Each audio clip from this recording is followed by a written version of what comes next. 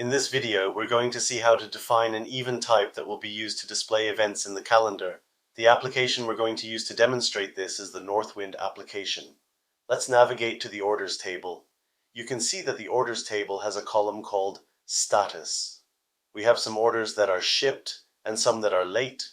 We'll create an event type that will display the shipped orders in green in an orders calendar. To access the calendar plugin, navigate to the admin area. Open the plugins menu and click on calendar. This is the first time we're using the calendar plugin, so we first need to upload our AppGini project file that we use to create the Northwind application.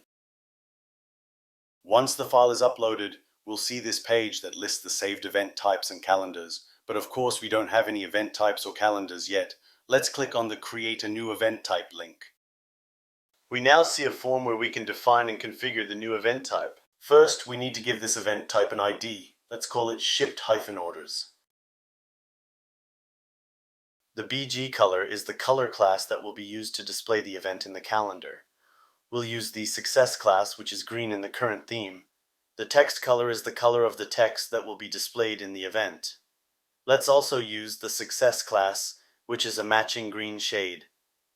The source table drop-down is where we select the table that contains the events we want to display in the calendar. We'll select the orders table. Since we want to limit the events to only the shipped orders, we need to define a custom where condition.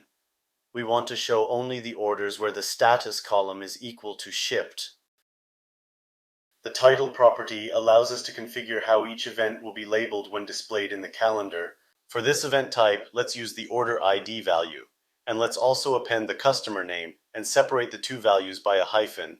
This will display the order ID and the customer name in the event listed in the calendar. I'll check the all-day event checkbox, as we don't have a specific time for the order.